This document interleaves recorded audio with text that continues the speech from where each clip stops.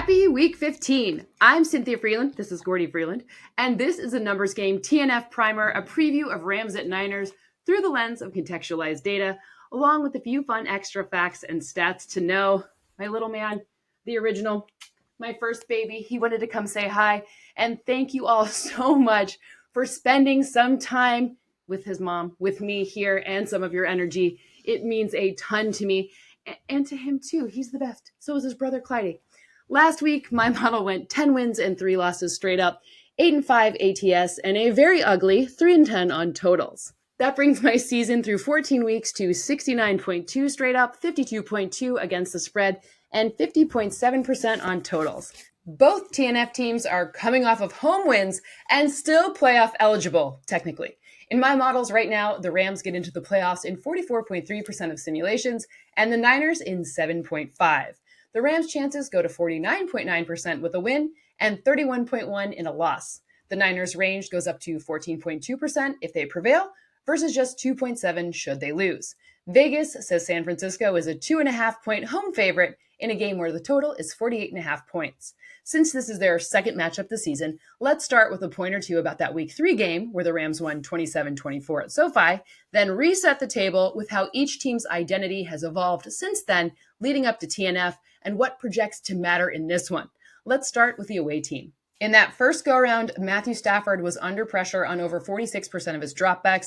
That is his high watermark for the season. He went 4 of 10 for 41 yards on those pressured dropbacks. The Niners defense had their fourth quickest average time to pressure and third highest rate of quick pressures for the season in that game. Motion, which the Rams have used all season long at the highest rate, so about 83% of offensive snaps, was a big reason why they were able to top the Niners, going 7 of 8 for 121 yards and a touchdown. In fact, in that game, that was where they earned their highest EPA per target using motion all season at 1.4 expected points added per target. That's a massive number. Let's dial in on the Rams' use and results when using motion for the whole season. They average 9.1 yards per target. They have 524 yards after the catch, and both of those numbers are second most in the NFL. So they use it the most, and they have great results when they do. In fact, their EPA on receptions and receptions over expected when using pre-snap motion both pace the league. The Niners defense is average at defending such plays, but they also rank last in the category of yards after the catch over expected allowed to them. Puka Nacua, who did not play in their Week 3 tilt, has been sent in motion on 36% of snaps since returning from injury in Week 8. He has 383 scrimmage yards and 3 touchdowns on just 38 touches in motion. That is double the next closest player's scrimmage yards over that time frame. Nacua and the threat of Nacua has helped the whole offense too, as they average 0.8 more yards per carry with him on versus off the field. The Rams O-line was also in a very banged up spot in Week 3. One big upgrade now, Steve Avila being back. He's now been on the field for 131 rushing attempts versus 192 off, and the Rams average 0.8 yards per carry more, along with being more than 6 percentage points higher in success rate and almost doubling their explosive run rate. Remember, explosive runs are 10-plus yarders. And of course, Cooper Kupp was also inactive in Week 3. Between Nacua, Kupp, and the offensive line, and of course how that helps Matthew Stafford and Kyren Williams, let me give you some overall notes on what has happened with this offense when all of them are on the field together since the beginning of 2023. 6.5 yards per play, 48% success rate, 0.1 EPA per play, 17.1% explosive play rate. All of those would lead the NFL. As for the Niners defense, as of right now, Nick Bosa hasn't been practicing and hasn't played since a Week 11 injury. However, Leonard Floyd has stepped up in his absence. With a 19.2 pressure rate in 3 games without Bosa, that's the 8th highest rate over those weeks. He's generated 15 pressures and 5.5 sacks, which is the most sacks since Week 12. Overall, the defensive trends are 4-man rushes. They do this on 81% of snaps. That is the most. And they're the only team with a higher pressure rate when they don't blitz versus when they do. By the way, we have to talk about Fred Warner because he's playing with a fracture in his ankle and is somehow tied for the most passes defensed and the second highest ball hawk rate among linebackers. He also has 2 picks. On the other side of the ball, the Niners used 2 running back looks on 54% of their Week 3 offensive snaps. That was their highest rate all season so far. They also averaged 5.1 yards per play and had a 90% success rate when they did. Juwan Jennings was the focal point in round 1. He had an over 44% target rate. He hauled in 11 of 12 for 175 and 3 touchdowns. For good measure, 68 of those 175 were yards over expected. Good news here. Juwan Jennings is not on the injury report and is available to go. Run game notes first. The Niners' offensive line is possibly without Trent Williams again, but they do get their starting left guard Aaron Banks back. And of course, the running back position is murky, with Isaac Guerendo possibly able to go. But again, nothing is confirmed as of this recording. Trent Williams is a huge deal. The Niners average 0.7 yards per carry more when he's on the field. Their run stuff allowed rate goes up to 24% from 17%, and their yards before contact allowed decreases a full yard. The Rams defense has allowed the 5th lowest explosive run rate, but the 5th highest explosive pass rate this season. Brock Purdy threw a season-high 53% of his passes downfield in Week 3. He completed 12 of 16 for 225 yards and all 3 of his touchdowns to Juwan Jennings. On the season and for the 7th consecutive season, the Niners have targeted in-breaking routes at the highest rate in the NFL. This is an area where the Rams can get got.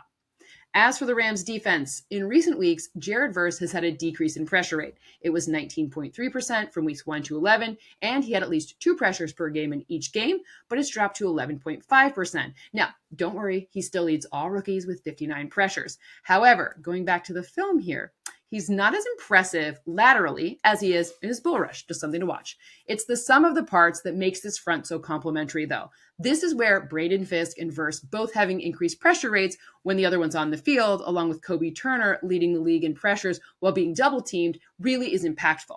Bottom line in this one, with no Trent Williams and no Nick Bosa, I have the upset forecast. Rams win 24-23. Should Isaac Guerendo not be able to go, it would widen that margin. Don't worry, I have not forgotten about George Kittle. He is super important to this matchup. I just love him for the blands and spicies, which brings us to our TNF menu. I always take my L's and always operate with full transparency. My results on totals this week, but we got to take the wins here too. Last week's TNF menu went 6 for 6, as in 100% were correct.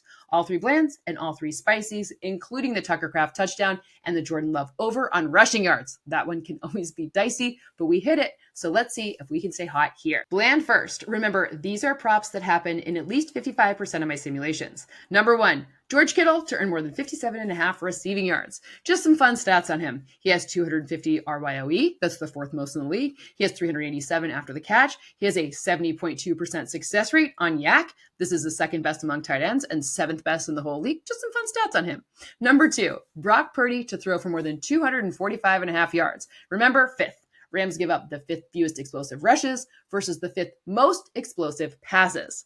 Number 3, Kyren Williams to score a touchdown. He reaches pay dirt in over 68% of my sims. So is this the blandiest chalk maybe ever? Yes, but I still like it. On to the spicies. These happen in at least 48% of simulations, but they have the kind of volatility that makes the juice worth a squeeze. 2 bland and a spicy is a normal amount of risk. 2 spicies and a bland is my preference. Mix and match as you like. Number 1, George Kittle touchdown. He leads his team in red zone target share. It's 28%. He leads the league with 113 yards, 8 touchdowns, and 5 receptions over expected in the red zone this season.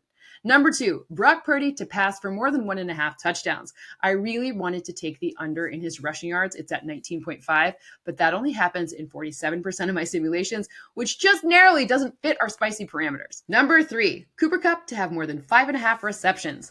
I know he only had 5 and 3 in the past 2 games. However, he had at least 6 in the 4 prior games to that. One last thing, my AI question generator, which I talked about last week and you guys sent in awesome names for, they will all be included in the full episode. Well, it came up with a very interesting question about TNF. I asked the question, I did not expect this. Will Quentin Lake have at least 6.5 tackles and assists? I'm not going to lie, it freaks me out a little bit because I hadn't thought about defensive props like this for regular season games, maybe just sacks. But when AI asks, your girl answers. I am just trying to avoid the robots killing me in my sleep. Just as long as it spares the dogs, everything's fine. Okay, I digress. Answer. I have him forecast for at least 7 in 56% of sims, so that is, by our standards, bland. Next Gen Stats shows he's allowed less than 1 yard of separation on 29% of targets faced as the nearest defender this season. That is the 2nd highest rate among all safeties with at least 20 targets, aka he is well positioned literally to exceed this number. I will see you back here for the full episode with the rest of this week's games in a day or so. And of course, projections, scores, and more, they will be ready for you to use as you wish on Wednesday the 11th. Newsletter news, it is coming this week too. Thank you for hanging out. And if you like the show, please like, subscribe, and pass it along so we can continue to grow and I can continue to give Gordy dog treats.